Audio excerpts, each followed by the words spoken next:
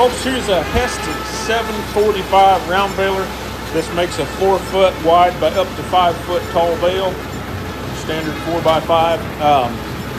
This one we put a few pickup bands on it, and we put all new pickup teeth on it. That's really about all we did to it. Maybe adjusted some chains up a little bit.